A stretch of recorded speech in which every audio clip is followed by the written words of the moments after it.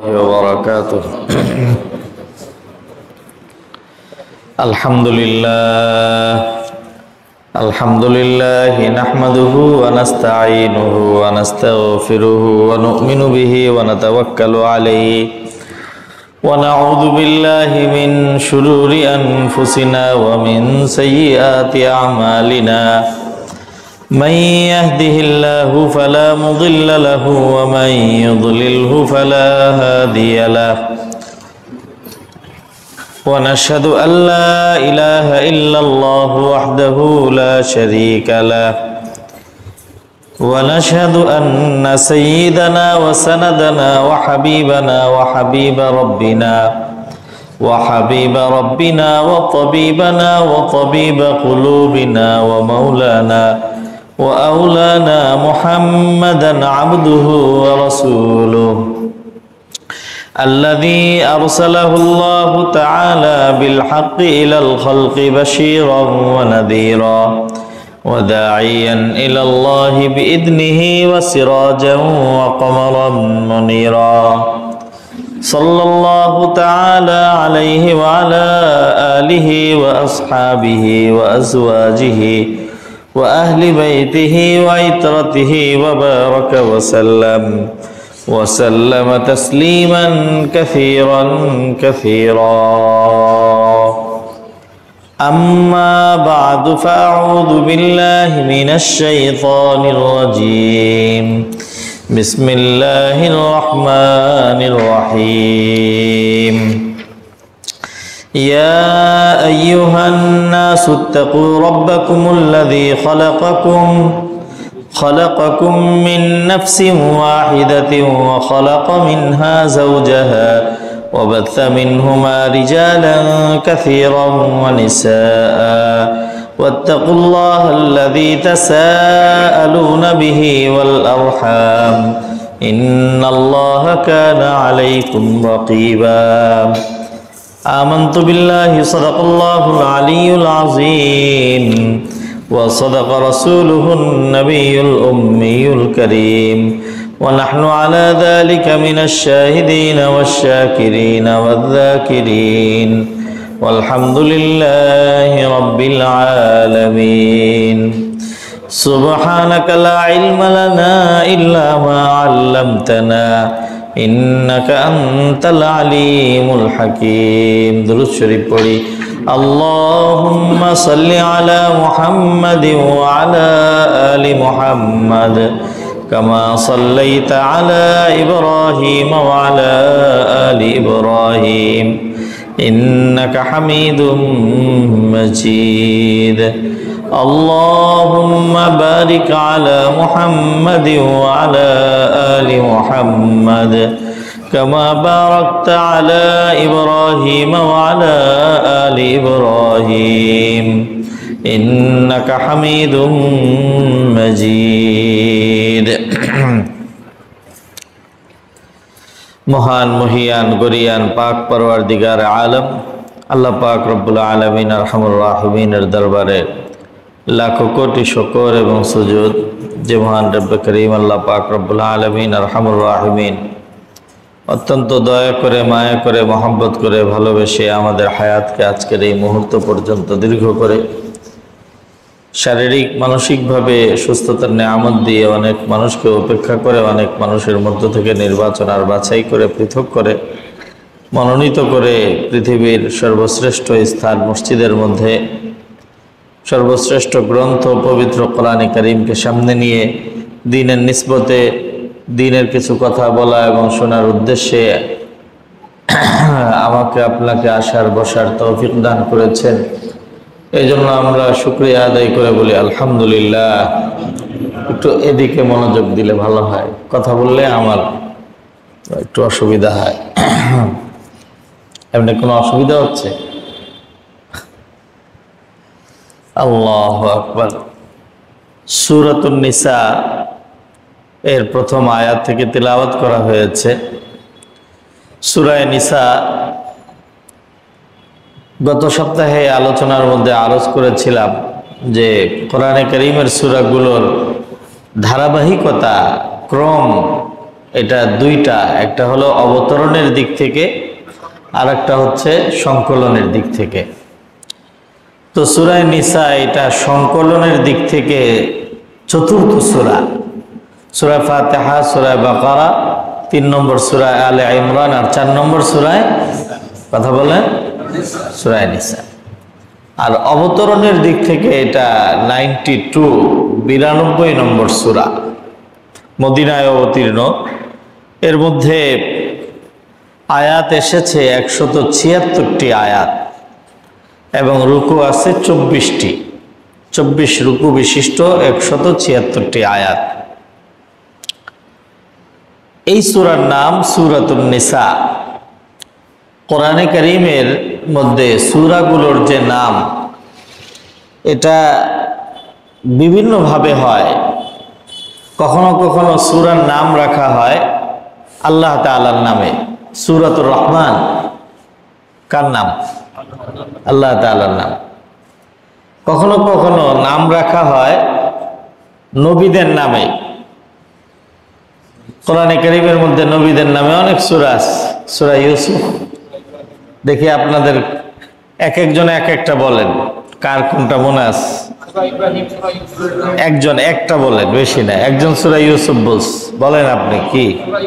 সূরা ইব্রাহিম, সূরা আলে ইমরান নবী না উনি, যাই হোক সূরা মারিয়াম নবী না। এই যে পরীক্ষা, এই যে মুহাম্মদ, সূরা মুহাম্মদ। আর বলেন তো দেখি, সূরা ইউনূস, মাশাআল্লাহ, ঠিক আছে। সূরা না লোকমান নবী না, সূরা হুদ, জি ঠিক আছে, হুদ আলাইহিস সালাতু ওয়াস সালাম নবী। শামসুল ভাই তো কিছু বলে না, তো ফেল ছাত্র। আর আছে, খেয়াল করে দেখেন তো আর আছে নাকি? হ্যাঁ, সূরা নূহ, সঠিক। আল্লাহু আকবার। তো এগুলো হচ্ছে নবীদের নামে নামকরণ করা সূরা। কখনো নবীদের নামে হয়, কখনো কোরআনে কারীমের সূরাগুলোর নাম হয় আল্লাহ তাআলার বড় বড় সৃষ্টির, আজিম বড় বড় সৃষ্টির নামে আল্লাহ তাআলা কোরআনে কারীমের সূরার নাম রেখেছেন। যেমন আল্লাহর বড় একটা সৃষ্টি হলো, আল্লাহর মাখলুকাতের মধ্যে, সৃষ্টি জগতের মধ্যে সবচেয়ে বড় সৃষ্টি হচ্ছে আরশ, এরপরে কুরসি, এরপরে কলম, এরপরে আল্লাহর বড় আরেকটা সৃষ্টি হচ্ছে ফেরেশতা। তো আল্লাহ তাআলা বড় সৃষ্টি না এগুলো, আল্লাহ তাআলা এর নামে সূরার নামকরণ করেছেন। যেমন সূরাতুল কলম, সূরা কলম।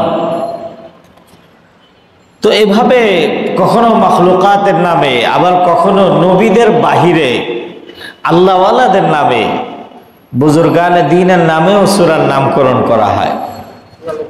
যেমন সূরা লোকমান, লোকমান অনেকে তাকে নবীও মনে করেছেন। আরো বলেন তো দেখি কি আছে?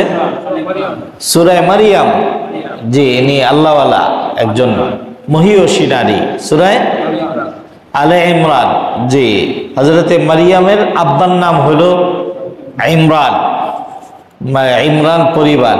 আর কি আছে এরকম? সূরা ইয়াসিন, না সূরা ইয়াসিন, এটা ইয়াসিন কেউ কেউ বলছেন যে এটা নবী আলাইহিস সালাতু ওয়াস সালামের নাম। তো কখনো আল্লাহওয়ালাদের নামে হয়, আল্লাহওয়ালাদের নামে হয়ে পুরুষের নামেও হয়, মহিলাদের নামেও হয়। পুরুষের নামে হয় যেমন সূরা লোকমান, মহিলাদের নামে হয় যেমন সূরা আলে ইমরান, কি সূরা মারিয়াম। পুরুষের নামে হয় যেমন সূরা আলে ইমরান। কখনো কখনো আল্লাহ তাআলা সাধারণ মুমিনদের নামেও সূরার নামকরণ করে। সাধারণ মুমিনদের নামে সূরার নামকরণ করা হয়েছে, যেমন সূরা মুমিন, সূরার নামই সূরা মুমিন। আবার কখনো কখনো মানে সবাইকে মিলে, একজন হলো একজন মুমিন, আবার সবাইকে মিলে হলে মুমিন সমাজ, মুসলিম সমাজ। তো তো মুসলিম সমাজের নামেও সূরা আছে, সূরাতুল মুমিনুন। সূরাতুল মুমিনুন। আল্লাহু আকবার। তো কোরআনে কারীমের যে সূরাগুলোর নাম, এই নামের বিভিন্ন দিক বিবেচনা করে নামগুলো রাখা হয়। এর মধ্যে থেকে একটা বিবেচনা হচ্ছে, কখনো কখনো পুরা সূরার মধ্যে এমনিতে স্বাভাবিকভাবে কেউ যদি একটা আর্টিকেল লেখে, তাহলে আর্টিকেলের শিরোনাম দ্বারাই বোঝা যায় যে পুরা সূরার মধ্যে কি থাকবে। কিন্তু কোরআনে কারীমের যে নামগুলো, এটা ওই আর্টিকেল নেমের মতো না যে শিরোনাম দেখে বোঝা যাবে যে এখানে পুরা সূরার মধ্যে এই বিষয়ক আলোচনা। এটা এরকম না। যেমন কোরআনের সবচেয়ে বৃহৎ সূরার নাম সূরা বাকারা। বাকারা দাকাও। এখন গাভী, এ তো পুরা সূরার মধ্যে গাভী, গাভী কত প্রকার, গাভী দুধ কেমন, কি উপকার হবে, এই সমস্ত আলোচনা তো নাই। একটা ঘটনা আছে শুধু। তো কোরআনের যে সূরাগুলো, এই সূরাগুলোর নাম হয় সাধারণত বেশিরভাগ ক্ষেত্রে পুরা সূরার মধ্যে অনেক আলোচনা থাকে, বিভিন্ন ধরনের আলোচনা থাকে। তার মধ্য থেকে কোনো একটা গুরুত্বপূর্ণ আলোচনাকে নিয়ে ওইটাই নামকরণ করে দেওয়া হয়। এমন না যে পুরা সূরার মধ্যে ওই বিষয়টাই আলোচনা হবে, অনেক বিষয়গুলোর মধ্য থেকে ওইটা একটা গুরুত্বপূর্ণ আলোচনা। এই জন্য আল্লাহ তাআলা ওইটাকে নামের মধ্যে নিয়ে আসে।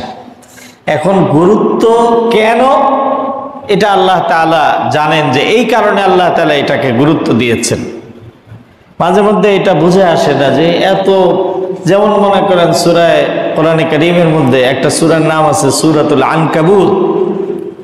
আনকাবুত মানে হলো মাকড়সা। মাকড়সা একটা তুচ্ছ জিনিস, অথচ ওই সূরার মধ্যে, সূরা আনকাবুতের মধ্যে আল্লাহ তাআলা নবী রাসূলদের কথা আলোচনা করছেন। হযরত নূহ আলাইহিস সালাতু ওয়াস সালাম, লূত আলাইহিস সালাতু ওয়াস সালাম, হুদ আলাইহিস সালাতু ওয়াস সালাম, এরকম দিগ্গজ জলিলুল কদর নবীদের আলোচনা ওই সূরার মধ্যে এসেছে, কোরআনের আলোচনা এসেছে।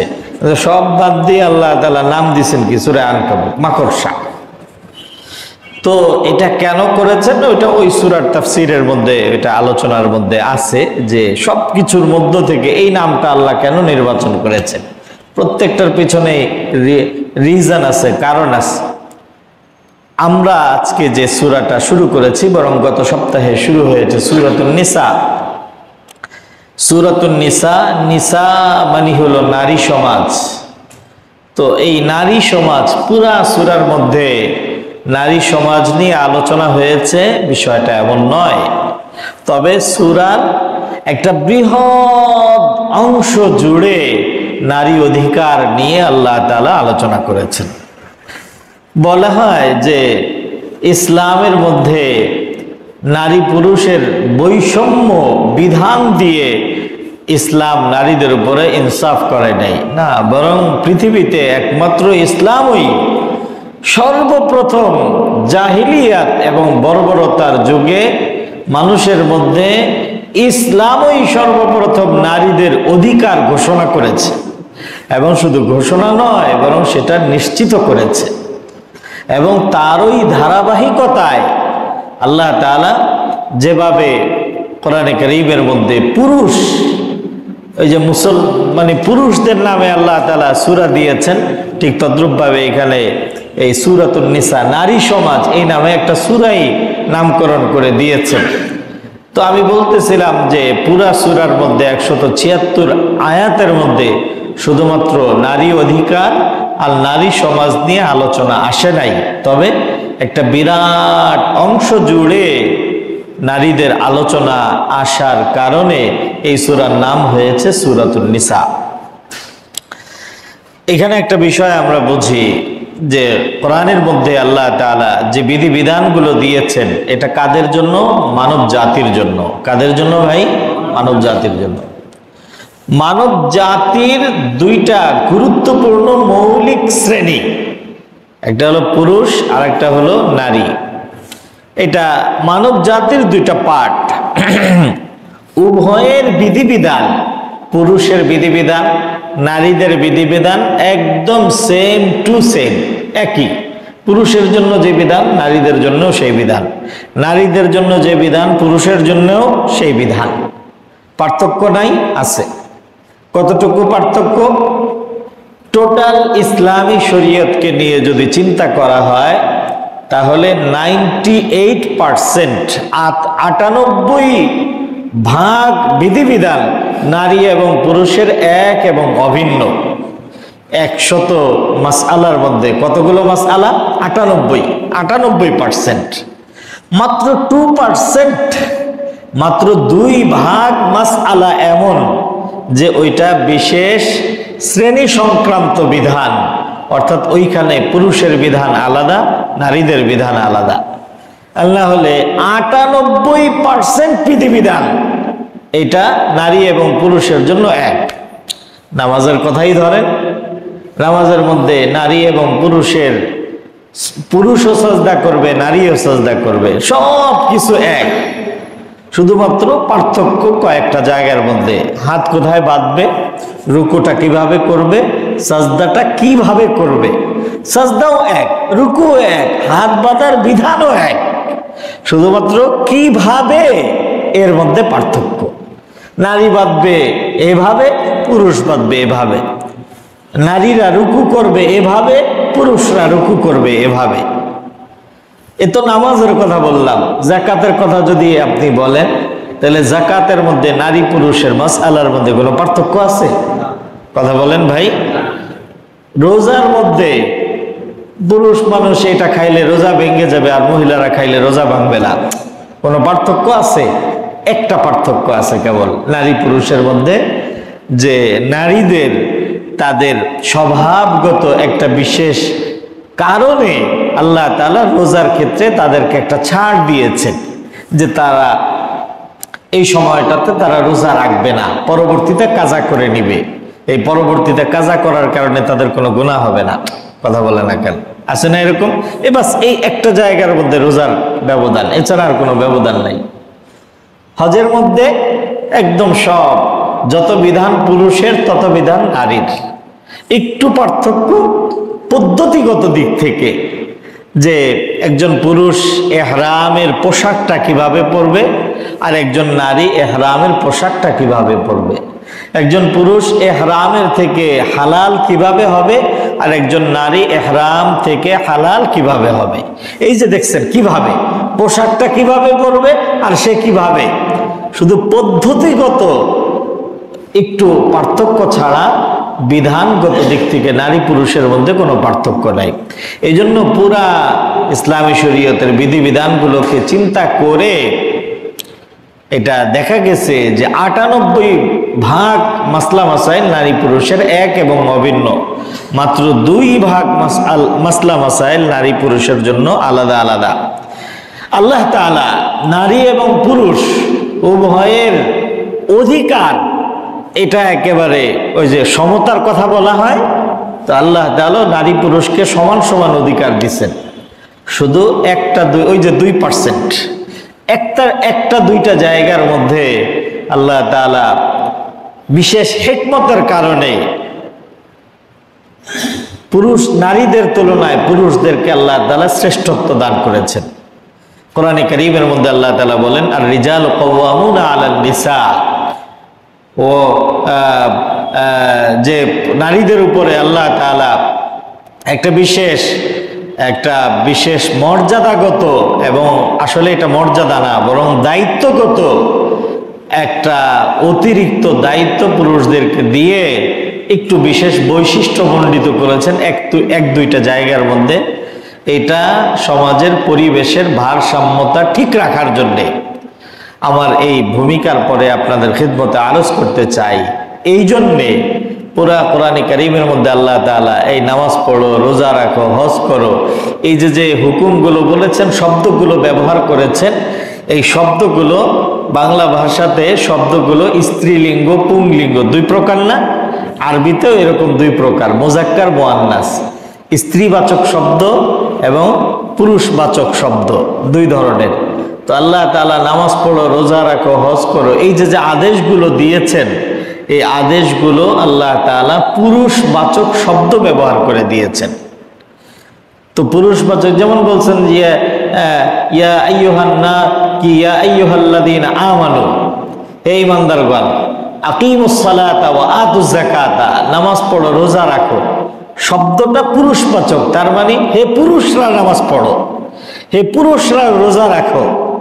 তো এর অর্থ কি এই যে নামাজ শুধুমাত্র পুরুষরা পড়বে নাকি নারী পুরুষ উভয়রা পড়বে? উভয়রাই পড়বে। তাহলে নারীদের কথা কোথায় গেল?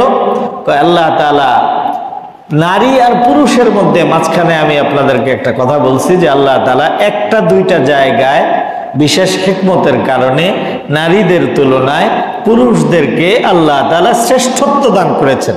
আপনারা কি শব্দটা খেয়াল করছেন?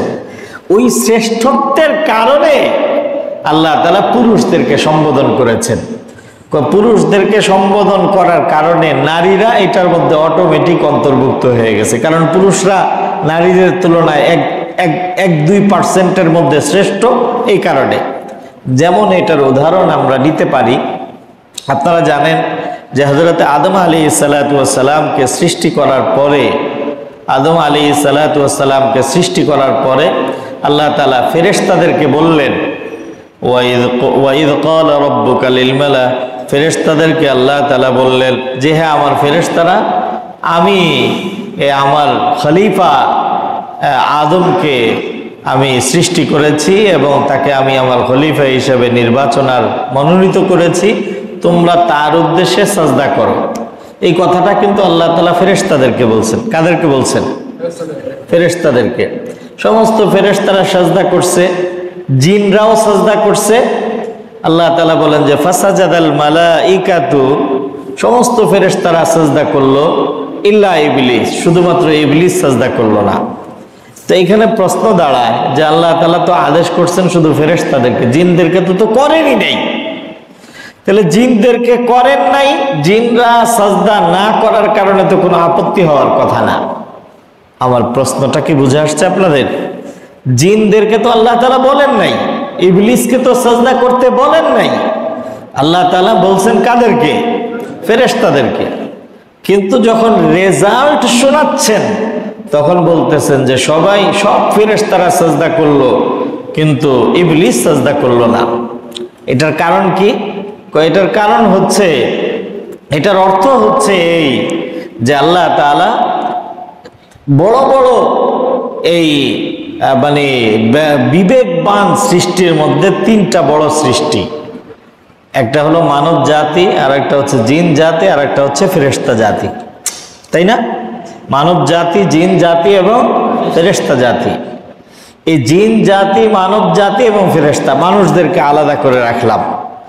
রয়ে গেল শুধুমাত্র ফেরেশতার জাতি এবং জিন জাতি। একটু চিন্তা করে বলেন তো, জিন আর ফেরেশতা এই দুইয়ের মধ্যে বেশি মর্যাদা কার? কার? ফেরেশতাদের। তো আল্লাহ তাআলা যখন বেশি মর্যাদা যার, তারই বলছেন যে সাজদা কর। তো যাদের মর্যাদা কম ওরা অটোমেটিক এই হুকুমের মধ্যে, এই অর্ডারের মধ্যে অটোমেটিক তারা এটার মধ্যে অন্তর্ভুক্ত হয়ে গেছে। এটা ওই পরিবেশের দ্বারা সবাই বুঝতে পারছে যে সবাইকে সাজদা করতে হবে। ঠিক তদ্রূপভাবে আল্লাহ তাআলা নারী আর পুরুষের মধ্যে পুরুষকে শ্রেষ্ঠত্ব দান করেছেন। তো পুরুষকেই যখন বলছেন নামাজ পড়ো, তো এর মধ্যে শ্রেষ্ঠত্বের বিবেচনায় যে দ্বিতীয় শ্রেণীতে আছে সে তো এটার মধ্যে অটোমেটিক এটার মধ্যে অন্তর্ভুক্ত হয়ে গেছে, চলে আসছে। এই জন্য আল্লাহ তাআলা কোরআনের মধ্যে শুধু পুরুষদেরকে সম্বোধন করেছেন, নারীদেরকে সম্বোধন করেন নাই। বিষয়টা এখানেই শেষ হয়ে গিয়েছিল। কিন্তু হযরত উম্মে সালামা রাদিয়াল্লাহু তাআলা আনহা, নাম শুনছেন না? কে বলেন তো দেখি? নবী আলাইহিস সালাতু ওয়াস সালামের পবিত্রতমা স্ত্রী হযরত উম্মে সালামা। হযরত উম্মে সালামা রাদিয়াল্লাহু তাআলা আনহা নবী পত্নীগণের মাঝে যথেষ্ট বয়সী ছিলেন এবং কথা ছিল এই যে উম্মে সালামা বয়স হয়ে গেছে, বিবাহ করছেন, সবাই ধারণা করছে যে উম্মে সালামা তো কয়েকদিনের মেহমান, বুঝেন নাই, মারা যাবে এরপরে। কিন্তু আল্লাহর কি আজীব, হায়াত মওতের মালিক কে বলেন? আল্লাহ। আল্লাহর কি আজীব কুদরতের কারিশমা যে নবী আলাইহিস সালাতু ওয়াস সালামের 11 জন স্ত্রীর মধ্যে সর্বশেষ ইন্তেকাল করেছেন উম্মে সালামা রাদিয়াল্লাহু তাআলা, যার ব্যাপারে মনে করছিল যে সবার আগে চলে যাবে, উনি ইন্তেকাল করছেন সবার শেষ। হয় এরকম, মানুষ চিন্তা করে একরকম আর আল্লাহর ফয়সালা থাকে আর একরকম। উম্মে সালামা রাদি এক একজন নবী পত্নীর এক একটা বৈশিষ্ট্য ছিল। আমি গত বছর নবীজির একাধিক স্ত্রীর বিবাহ করার প্রেক্ষাপট আপনাদেরকে বলেছিলাম যে হুজুর এই বিবাহগুলো না করলে আমাদের জন্য কি জটিলতা সৃষ্টি হইতো। আমাদের কল্যাণে হুজুর ওই বিবাহগুলো করেছেন এবং এক এক স্ত্রীর মধ্যে এক এক বৈশিষ্ট্য ছিল। হযরত উম্মে সালামার মধ্যে বৈশিষ্ট্য ছিল এই যে বিশেষ ক্রুশিয়াল টাইম, একদম খুব ক্রাইসিস মুভমেন্টে উনি ঠান্ডা মাথায় নবীজিকে পরামর্শ দিতে পারতেন। নবীজি এখন আপনাকে এটা করতে হবে, এখন ওইটা করতে হবে, ঠান্ডা মাথায় পরামর্শ দিতেন। আল্লাহ, ওহুদ বলতেছি হুদায়বিয়ার সন্ধিতে যখন মক্কার লোকজন একদম সিদ্ধান্ত হয়ে গেল যে এবার আর উমরা করতে দিবে না এবং ফিরে যেতে হবে মক্কায়, এবং এই মর্মে একদম লিখিত পরিচয় চুক্তিও হয়ে গেছে। এখন সবাই তো এহরাম পরে এসেছিল। আমি আমার কথাই চিন্তা করি যে এহরাম পরে একদম রেডি হয়ে এয়ারপোর্টে চলে গেছি, তালবিয়া পড়ে মানে আমার আরম্ভ হয়ে গেছে এহরাম, আর এরপরে কোনো কারণে আমি জটিলতার সম্মুখীন হইলাম, কেমন লাগবে? আমার কাছে খারাপ লাগবে না? কথা বলেন ভাই, খারাপ লাগবে না? তো ওনারা তো মদিনার থেকে সফর করে মক্কায় এসেছেন, আর আসার পরে মক্কাবাসীরা বলতেছে যে এই বছর আপনারা উমরা করতে পারবেন না, আগামী বছর। তো চুক্তি সম্পাদিত হয়ে গেছে, চুক্তি অনুযায়ী বছর ফিরে যেতে হবে। তো এক্ষেত্রে শরীয়তের মাসআলা হচ্ছে যে যদি কেউ ইহরাম আরম্ভ করার পরে কোনো কারণে উমরা করতে না পারে, তাহলে সে ওই উমরা থেকে উমরা পরবর্তীতে করবে, কিন্তু তাৎক্ষণিক কি করবে? কয় তাৎক্ষণিকভাবে তার করণীয় হচ্ছে সে একটা মানে ভেড়া, দম বা বকরি, এটাকে হাদি বলা হয় অথবা দম বলা হয়, হাদি অথবা দম, এটা মক্কার হারাম এরিয়ার মধ্যে এটা জবাই করে দিবে। হারাম এরিয়ার মধ্যে জবাই করে মাথার চুল কেটে সাধারণ পোশাক পরলে বাস তার এই বছরের জন্য এটা শেষ হয়ে গেল। এরপরে আবার পরবর্তীতে কাজা করতে হবে। তো যখন চুক্তিপত্র সম্পাদিত হয়ে গেছে, নবীজি বললেন এই তোমরা যার যার দম এবং হাদি আছে এটা তোমরা জবাই করে তোমরা হালাল হয়ে যাও, পবিত্র হয়ে যাও। কিন্তু সাহাবীদের মধ্যে কেউই মানে হুজুর বলতেছেন বারবার, আর সবাই এইভাবে ঝিম ধরে বসে রয়েছে। কেন বসে রয়েছে? কারণ কারো কাছে এটা ভালো লাগতেছে না যে আসলাম আমরা করার জন্য, আর এখন আমাদেরকে বলতেছে চলে যাই, ঝিম ধরে বসে রয়েছে। তো নবী আলাইহিস সালাতু ওয়াস সালামের ক্ষেত্রে এইরকম কখনো হয় নাই যে নবীজি একটা কথা বলছেন আর সাহাবায়ে কেরাম সেটা পালন করতে দেরি করেছেন। কিন্তু আসলে এই জায়গাটা ছিল একটা আবেগের জায়গা। এটা নবীজির আদেশ লঙ্ঘন করেছেন বিষয়টা কিন্তু এরকম না, এটা একটা আবেগের জায়গা ছিল। এই উহুদের ময়দানেই, কি উহুদ বলতেছি বারবার, হুদাইবিয়া, এই হুদাইবিয়ার সন্ধি ঘটনার মধ্যেই এসেছে যে নবীজি যখন এখানে এসে একটা কূপের মধ্যে পানি ছিল না, সাহাবায়ে কেরাম ওযু করবেন, গোসল করবেন, তো বলছেন যে তোমাদের কারো বদনার মধ্যে সামান্য পানি আছে কিনা? একজন বলছে যে হ্যাঁ নিয়ে আসো। ওই বদনা নিয়ে হুজুর এইভাবে হাত ধুইছেন কূপের মধ্যে, এক হাত দিয়ে পানি ঢালছেন আর এক হাতে হাত ধুইছেন। হুজুরের হাত ধোয়া সামান্য একটু পানি ওই হুদাইবিয়ার কূপের মধ্যে পড়ার সাথে সাথে পানিতে পরিপূর্ণ হয়ে গেছে। এরপরে নবী আলাইহিস সালাতু ওয়াস সালাম ওখান থেকে পানি বের করে যখন উযু করতেছেন, যেটা আপনাদেরকে আমি শুনাইতে চাই, যখন উযু করতেছেন তো এই কুলি করেন, কুলি করে এইভাবে পানি আমরা ফেলে দেই না, তো নবীজি কুলি করে পানি ফেলতেছেন, পানির একটা ফোঁটাও মাটিতে পড়তেছে না। নবীজি কুলি করতেছেন আর সাহাবায়ে কেরাম আগে থেকে এইভাবে হাত পেতে বসে আছেন, কেউ ক্রস পেতে বসে আছেন, কেউ নিজের পাগড়ি খুলে দিয়ে ওই পানি সংরক্ষণ করার চেষ্টা করতেছে। সুবহানাল্লাহ।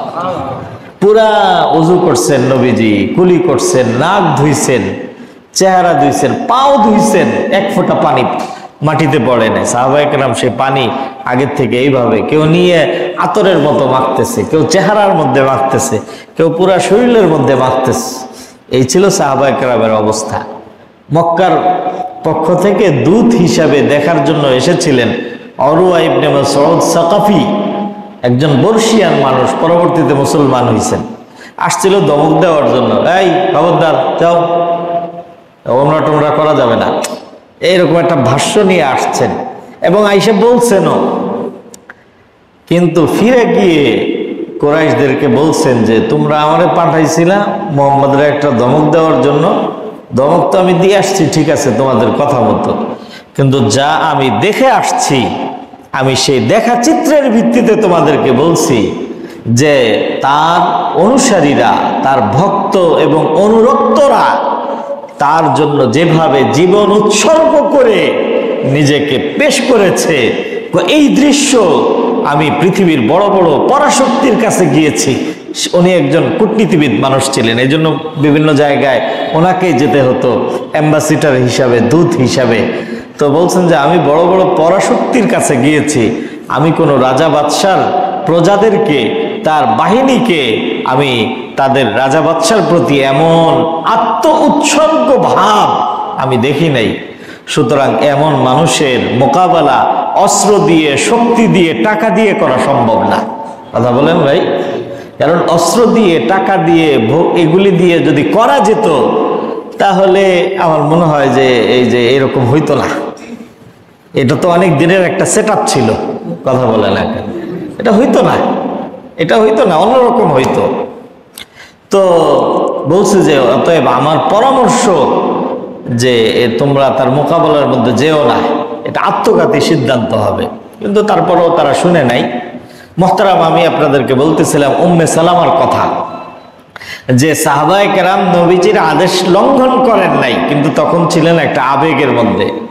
এই জন্য নবীজি বলছেন সবাই ঝিম ধরে বসে রয়েছে, কেউই ওই কোরবানি করে হালাল হওয়ার কাজটা আর কেউ করতেছে না। হযরত উম্মে সালামা রাদিয়াল্লাহু তাআলা আনহা এই সফরের মধ্যে হুজুরের সাথে ছিলেন, গিয়ে পরামর্শ করলেন, উম্মে সালামা কি করা যায়? আমার সাহাবীরা তো, আমি বারবার বলতেছি, এখনো পর্যন্ত তারা দম জবাই করে তারা হালাল হচ্ছে না। উম্মতের জন্য এটা বড় ভয়ঙ্কর বিষয় যে নবী আদেশ করবে আর উম্মত সে আদেশকে লঙ্ঘন করবে। আমি ভয় পাচ্ছি আল্লাহর আযাব চলে না আসে। নবীর চিন্তাটা কোথায় দেখছেন? মানে এখানে কিন্তু একটা এরকম ছিল যে আমি বারবার বলতেছি, আমার কথা শুনতেছে না। হুজুর কিন্তু এটা বলতেছেন না, হুজুর বলতেছেন যে আমার ভয় হচ্ছে যে কোন উম্মত তার নবীর কথা যদি অমান্য করে তাহলে তাদের উপরে আযাব চলে না আসে। হুজুরের চিন্তা ওখানে। লাকাদ জাআকুম রাসূলুম মিন আনফুসিকুম আজিজুন আলাইহি মা আনিতুম হারিসুন আলাইকুম বিল মুমিনিনা রাউফুর রহিম। উম্মতের ব্যাপারে বড় দয়ালু মানুষ ছিলেন। উম্মে সালামা রাদিয়াল্লাহু তাআলা আনহা বললেন, ইয়া রাসূলুল্লাহ, ঘাবড়ানোর কোনো কারণ নাই, চিন্তা নাই, পরামর্শ দিচ্ছি আমি। কি পরামর্শ? আপনি কাজ করেন, সাহাবায়ে কেরাম যেখানে সবাই জটলা বেঁধে বসে আসছে আর ওইখানে একজন আরেকজনের সাথে, মানে এইরকম পরিস্থিতিতে যেটা হয়, সবাই বিষণ্ণ মনে একজন আরেকজনের কাছে নিজের দুঃখ বেদনা প্রকাশ করতেছে, কথাবার্তা বলতেছে। তো এরকম একটা বড় জটলার কাছে গিয়ে আপনি তাদের সামনে কাউকে কিছু না বলে আপনার দমটাকে, আপনার কোরবানির জানোয়ারটাকে আপনি জবাই করে দেন। জবাই করে এরপরে আপনি মাথা মুন্ডন করে গোসল করে ফেলান, কাপড় পরিবর্তন করে ফেলান, আপনি কাউকে কিছু বললেন না। এরপরে দেখেন কি হয়। নবী আলাইহিস সালাতু ওয়াস সালাম উম্মে সালামার পরামর্শ মোতাবেক সাহাবায়ে কেরামের যেখানে জটলা বাঁধা ছিল, বসা ছিলেন সাহাবীরা, ওখানে এসে তিনি কোরবানি করলেন, মাথা মুন্ডন করলেন এবং ইহরামের পোশাক পরিবর্তন করে সাধারণ পোশাক পরে ফেললেন। বাস এটা দেখে হযরত আবু বকর সিদ্দিক রাদিয়াল্লাহু তাআলা কিছু না বলে উনিও চুপচাপ করে কাজ করে ফেলছেন। হযরত ওমর, যিনি সবচেয়ে বেশি ইমোশনাল ছিলেন হুদায়বিয়ার সন্ধির মধ্যে, সবচেয়ে বেশি ইমোশনাল ছিলেন, নবীজিকে বলছেন, ইয়া রাসূলুল্লাহ আলাসনা আলাল হাক্কি ওয়া হুম আলাল বাতিল, আমরা কি হকের উপরে নই আর তারা কি বাতিল নয়? নবীজি বলছেন যে অবশ্যই। তাহলে কেন এই অবনমিত সন্ধি, কেন আমরা নিচু হয়ে সন্ধি করতে যাব? হযরত ওমরের অবস্থান ছিল। তো নবীজি যখন মানে হালাল হয়ে গেছেন, আবু বকর দেখা দেখি হালাল হয়ে গেছেন, হযরত ওমর হালাল হয়ে গেছেন, হযরত ওসমান তো এই মুহূর্তে এখানে উপস্থিত, হযরত ওসমানও পরবর্তীতে এখানে এসেছেন। এই দুইজন তিনজনের হালাল হওয়া দেখে সাহাবায়ে কেরাম নারায়ে তাকবীর বলে সবাই যার যারিয়া জবাই করে দিচ্ছে। তো হযরত উম্মে সালামা ছিলেন। দেখেন পরিস্থিতিটা কিন্তু আমি যত সহজ করে বললাম, এত সহজ ছিল না। সবাই যার যার একটা আবেগের মধ্যে ছিলেন। হুজুরও বুঝতেছিলেন যে না, যে এটার সমাধান কিভাবে হবে। উম্মে সালামা বললেন যে আপনি সবার সামনে কি আপনারটা করে ফেলেন, আপনারটা দেখে দেখে তারা করে ফেলবে। তো হযরত উম্মে সালামা রাদিয়াল্লাহু তাআলা নবীজিকে বললেন, ইয়া রাসূলুল্লাহ, কোরআনের মধ্যে পুরুষদের আলোচনা ভরা, এই পুরুষরা নামাজ পড়ছে, রোজা রাখছে, যাকাত দিছে, জিহাদ করছে, আরো কত কি। আমরা নারীরা আমাদেরকে একটু আলোচনা কোরআনের মধ্যে আসবে না, এটা কেমন হয়? আল্লাহ তাআলা সাথে সাথে আয়াত নাযিল করছেন, মানে আমিলা সালিহাম মিন যাকারিন আও উনসা ওয়া হুয়া মুমিনুন ফালানুহইয়ান্নাহু হায়াতান তাইয়্যিবা, যে কোনো ব্যক্তি নেক আমল করবে, চাই সে নারী হোক অথবা পুরুষ হোক, আমি তার প্রতিদান নষ্ট করব না।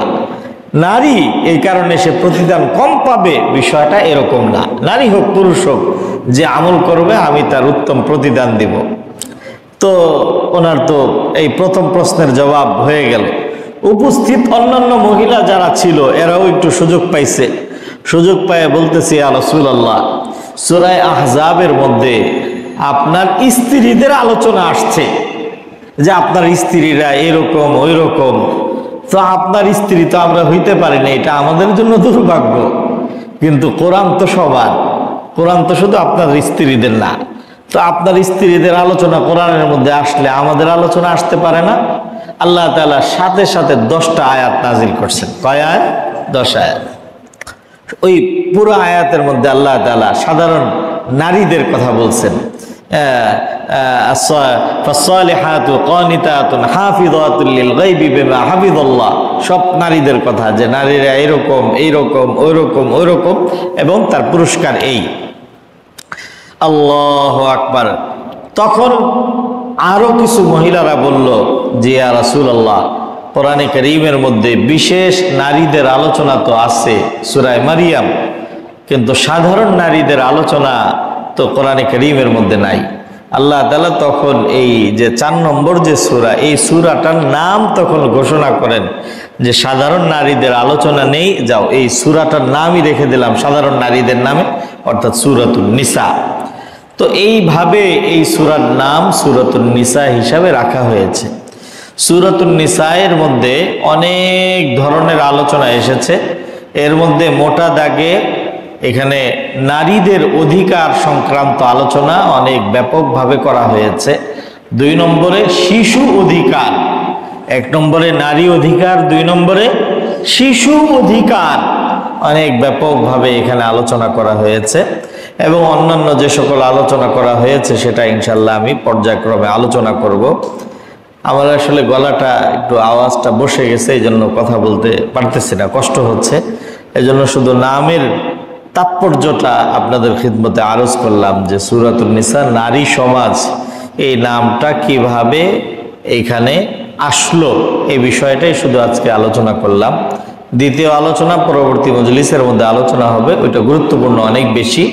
সেটা হলো যে নারীদের সৃষ্টি এটা কিভাবে, নারীদের সৃষ্টি হযরত আদম আলাইহিস সালাতু ওয়াস সালামের পাঁজর থেকে, নাকি নারীদের সৃষ্টি হযরত আদম আলাইহিস সালাতু ওয়াস সালামকে যেভাবে মাটির থেকে, প্রথম নারী হযরত হাওয়াকেও তদ্রূপভাবে মাটির থেকে, এবং পরবর্তী নারীদের সৃষ্টিটা কিভাবে, অর্থাৎ নারী সৃষ্টির উৎসটা এটা কিভাবে, এটা একটা গুরুত্বপূর্ণ বিষয়। তো এটা ইনশাআল্লাহ পরবর্তী মজলিসের মধ্যে আলোচনা করা হবে।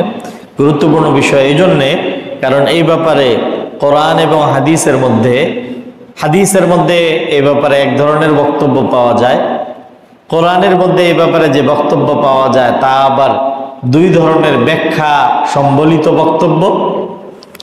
আর কোরআন ও হাদিসের বাহিরে বাইবেলের মধ্যে আরেকটা বক্তব্য পাওয়া যায়। মোট এখানে নারীদের সৃষ্টির সূচনা এবং উৎসের ব্যাপারে তিন ধরনের বক্তব্য পাওয়া যায়, একটা হাদিস, আর একটা কোরআন, আর একটা বাইবেল। তো এখন কোরআনের মধ্যে কি এসেছে নারীদের সৃষ্টির সূচনা, বাইবেলে কি এসেছে এবং হাদিসের মধ্যে কি এসেছে, এই তিনটা বিষয়কে সামনে রেখে আগামী মজলিসে ইনশাআল্লাহ আলোচনা হবে। আল্লাহ তাআলা আমাদেরকে কোরআনের সাথে সম্পর্ক বাড়ায় দেওয়ার, কোরআন বোঝার আমাদেরকে তৌফিক দান করুন, আমিন। ওয়া আখির দাওয়ানা আলহামদুলিল্লাহি রাব্বিল আলামিন। আল্লাহুম্মা ওয়া বারাকাতুহু। আলহামদুলিল্লাহ আলহামদুলিল্লাহি নাহমাদুহু ওয়া নাস্তাঈনুহু ওয়া নাস্তাগফিরুহু ওয়া নু'মিনু বিহি ওয়া নাতাওয়াক্কালু আলাইহি ওয়া নাউযু বিল্লাহি মিন শুরুরি আনফুসিনা ওয়া মিন সাইয়্যাতি আমালিনা। মান ইয়াহদিহিল্লাহু ফালা মুদিল্লা লাহু ওয়া মান ইউদ্লিলহু ফালা হাদিয়া লাহু।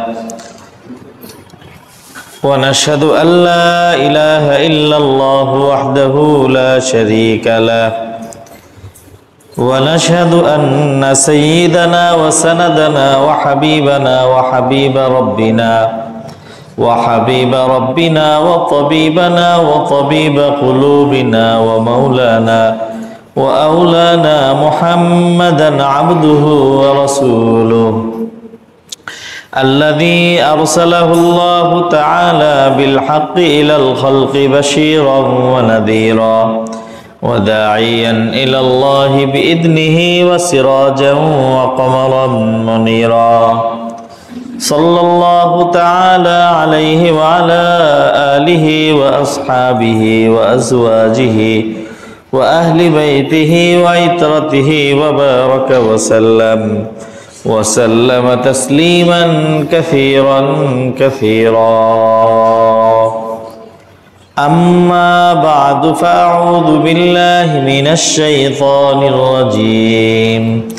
بسم الله الرحمن الرحيم. يا أيها الناس اتقوا ربكم الذي خلقكم من نفس واحدة وخلق منها زوجها وبث منهما رجالا كثيرا ونساء واتقوا الله الذي تساءلون به والأرحام إن الله كان عليكم رقيبا. آمنت بالله صدق الله العلي العظيم وصدق رسوله النبي الأمي الكريم ونحن على ذلك من الشاهدين والشاكرين والذاكرين والحمد لله رب العالمين. سبحانك لا علم لنا إلا ما علمتنا إنك أنت العليم الحكيم. درود شريف পড়ি। اللهم صل على محمد وعلى آل محمد كما صليت على إبراهيم وعلى آل إبراهيم إنك حميد مجيد. اللهم بارك على محمد وعلى آل محمد كما باركت على إبراهيم وعلى آل إبراهيم إنك حميد مجيد. মহান মহিয়ান গরিয়ান পাক পরওয়ারদিগার আলম আল্লাহ পাক রব্বুল আলামিন আরহামুর রাহিমিনের দরবারে লাখো কোটি শুকর এবং সুজুদ যে মহান রব্বে করিম আল্লাহ পাক রব্বুল আলামিন আরহামুর রাহিমিন অত্যন্ত দয়া করে, মায়া করে, মহব্বত করে, ভালোবেসে আমাদের হায়াতকে আজকের এই মুহূর্ত পর্যন্ত দীর্ঘ করে শারীরিক মানসিকভাবে সুস্থতার নেয়ামত দিয়ে অনেক মানুষকে উপেক্ষা করে, অনেক মানুষের মধ্য থেকে নির্বাচন আর বাছাই করে পৃথক করে মনোনীত করে পৃথিবীর সর্বশ্রেষ্ঠ স্থান মসজিদের মধ্যে সর্বশ্রেষ্ঠ গ্রন্থ পবিত্র কোরআনে কারীমকে সামনে নিয়ে দ্বীনের নিসবতে দ্বীনের কিছু কথা বলা এবং শোনার উদ্দেশ্যে আমাকে আপনাকে আসার বসার তৌফিক দান করেছেন। এই জন্য আমরা শুকরিয়া আদায় করে বলি আলহামদুলিল্লাহ। একটু এদিকে মনোযোগ দিলে ভালো হয়, কথা বললে আমার একটু অসুবিধা হয়। এমনি কোনো অসুবিধা হচ্ছে? আল্লাহু আকবার। সূরাতুন নিসা এর প্রথম আয়াত থেকে তিলাওয়াত করা হয়েছে। সূরা নিসা গত সপ্তাহে আলোচনার মধ্যে আরজ করেছিলাম যে কোরআনে কারীমের সূরাগুলোর ধারাবাহিকতা ক্রম এটা দুইটা, একটা হলো অবতরণের দিক থেকে আর একটা হচ্ছে সংকলনের দিক থেকে। তো সূরা নিসা এটা সংকলনের দিক থেকে চতুর্থ সূরা। সূরা ফাতিহা, সূরা বাকারা, 3 নম্বর সূরা আলে ইমরান আর 4 নম্বর সূরায় কথা বলেন সূরা নিসা। আর অবতরণের দিক থেকে এটা 92 নম্বর সূরা, মদিনায় অবতীর্ণ। এর মধ্যে আয়াত এসেছে 176টি আয়াত এবং রুকু আছে 24টি, 24 রুকু বিশিষ্ট 176টি আয়াত। এই সূরার নাম সূরাতুন নিসা। কোরআনে কারীমের মধ্যে সূরাগুলোর যে নাম এটা বিভিন্নভাবে হয়। কখনো কখনো সূরার নাম রাখা হয় আল্লাহ তাআলার নামে। সূরাতুর রহমান কার নাম? আল্লাহ তাআলার নাম। কখনো কখনো নাম রাখা হয় নবীদের নামে। কোরআনে কারীমের মধ্যে নবীদের নামে অনেক সূরা আছে। সূরা ইউসুফ, দেখি আপনাদের এক একজনে এক একটা বলেন, কার কোনটা মনে আছে? একজন একটা বলেন, বেশি না। একজন সূরা ইউসুফ বলেন আপনি কি? সূরা ইব্রাহিম, সূরা আলে ইমরান নবী না উনি, যাই হোক সূরা মারিয়াম নবী না। এই যে পরীক্ষা, এই যে মুহাম্মদ, সূরা মুহাম্মদ। আর বলেন তো দেখি সূরা ইউনূস, মাশাআল্লাহ, ঠিক আছে। সূরা না লোকমান নবী না, সূরা হুদ, জি ঠিক আছে, হুদ আলাইহিস সালাতু ওয়াস সালাম নবী। শামসুল ভাই তো কিছু বলে না, তো ফেল ছাত্র। আর আছে? খেয়াল করে দেখেন তো আর আছে নাকি? হ্যাঁ, সূরা নূহ, সঠিক। আল্লাহু আকবার। তো এগুলো হচ্ছে নবীদের নামে নামকরণ করা সূরা। কখনো নবীদের নামে হয়, কখনো কোরআনে কারীমের সূরাগুলোর নাম হয় আল্লাহ তাআলা বড় বড় সৃষ্টির, আজিম বড় বড় সৃষ্টির নামে আল্লাহ তাআলা কোরআনে কারীমের সূরার নাম রেখেছেন। যেমন আল্লাহর বড় একটা সৃষ্টি হলো, আল্লাহর মাখলুকাতের মধ্যে, সৃষ্টি জগতের মধ্যে সবচেয়ে বড় সৃষ্টি হচ্ছে আরশ, এরপরে কুরসি, এরপরে কলম, এরপরে আল্লাহর বড় আরেকটা সৃষ্টি হচ্ছে ফেরেশতা। তো আল্লাহ তাআলা বড় সৃষ্টি না এগুলো, আল্লাহ তাআলা এর নামে সূরার নামকরণ করেছেন। যেমন সূরাতুল কলম, সূরা কলম। তো এভাবে কখনো মাখলুকাতের নামে, আবার কখনো নবীদের বাহিরে আল্লাহওয়ালাদের নামে, বুজুর্গানে দ্বীনের নামেও সূরার নামকরণ করা হয়। যেমন সূরা লোকমান, লোকমান অনেকে তাকে নবীও মনে করেছেন। আরো বলেন তো দেখি কি আছে? সূরা মারিয়াম, জি ইনি আল্লাহওয়ালা একজন মহিয়সী নারী। সূরা আলে ইমরান, জি হযরতে মারিয়ামের আব্বার নাম হলো ইমরান, ইমরান পরিবার। আর কি আছে এরকম? সূরা ইয়াসিন, না সূরা ইয়াসিন, এটা ইয়াসিন কেউ কেউ বলছেন যে এটা নবী আলাইহিস সালাতু ওয়াস সালামের নাম। তো কখনো আল্লাহওয়ালাদের নামে হয়, আল্লাহওয়ালাদের নামে হয়ে পুরুষের নামেও হয়, মহিলাদের নামেও হয়। পুরুষের নামে হয় যেমন সূরা লোকমান, মহিলাদের নামে হয় যেমন সূরা আলে ইমরান কি সূরা মারিয়াম। পুরুষের নামে হয় যেমন সূরা আলে ইমরান। কখনো কখনো আল্লাহ তাআলা সাধারণ মুমিনদের নামেও সূরার নামকরণ করে। সাধারণ মুমিনদের নামে সূরার নামকরণ করা হয়েছে, যেমন সূরা মুমিন, সূরার নামই সূরা মুমিন। আবার কখনো কখনো মানে সবাইকে মিলে, একজন হলো একজন মুমিন, আবার সবাইকে মিলে হলে মুমিন সমাজ, মুসলিম সমাজ। তো মুসলিম সমাজের নামেও সূরা আছে, সূরাতুল মুমিনুন, সূরাতুল মুমিনুন। আল্লাহু আকবার।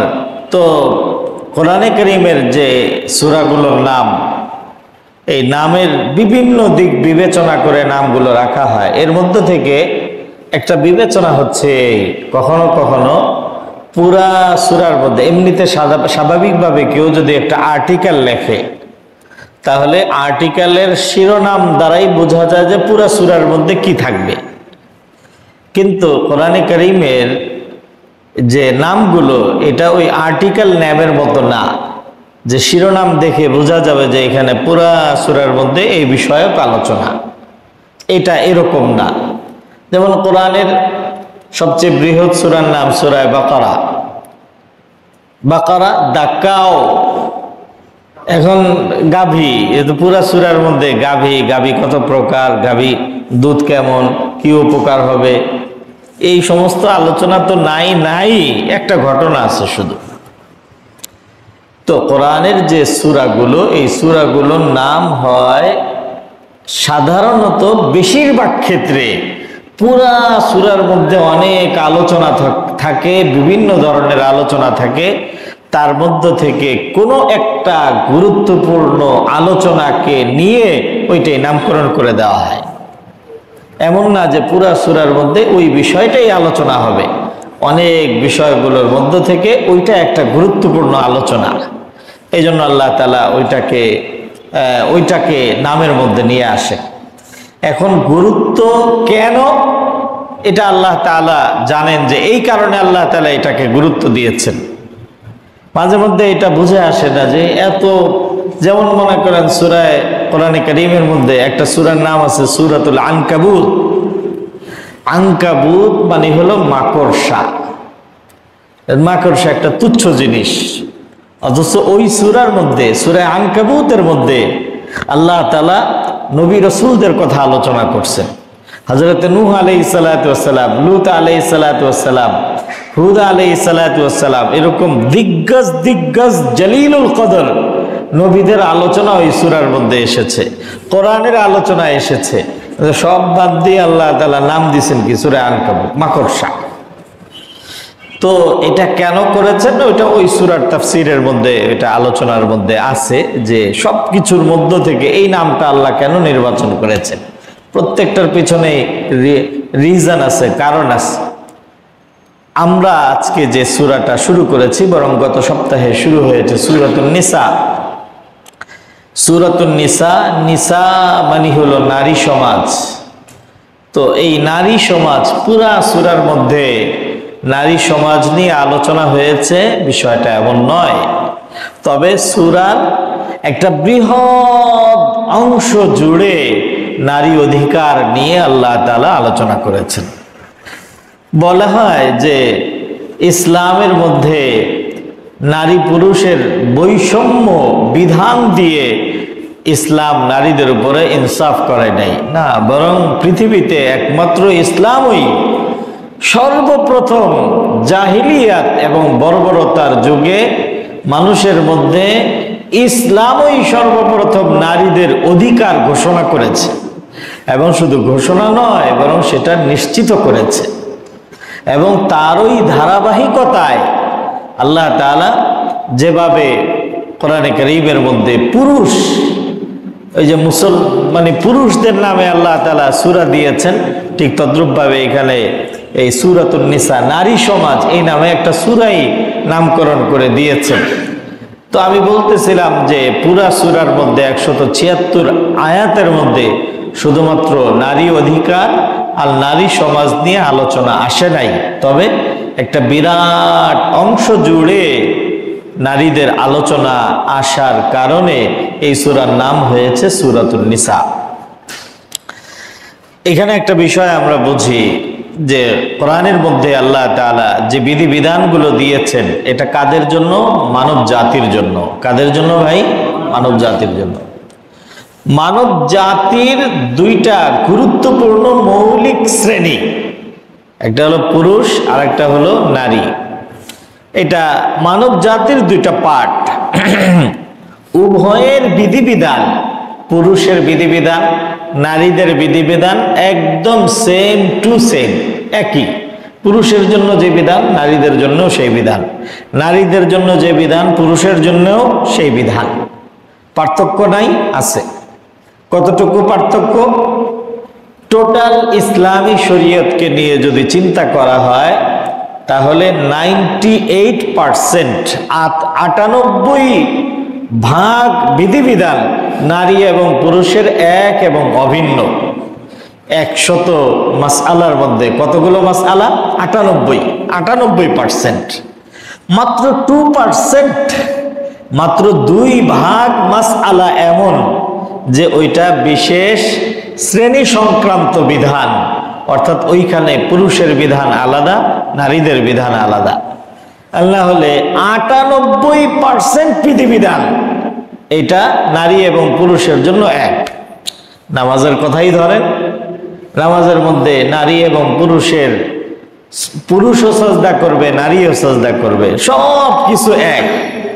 শুধুমাত্র পার্থক্য কয়েকটা জায়গার মধ্যে। হাত কোথায় বাঁধবে, রুকুটা কিভাবে করবে, সাজদাটা কিভাবে করবে। সাজদাও এক, রুকুও এক, হাত বাঁধার বিধানও এক, শুধুমাত্র কিভাবে এর মধ্যে পার্থক্য। নারী বাঁধবে এভাবে, পুরুষ বাঁধবে এভাবে।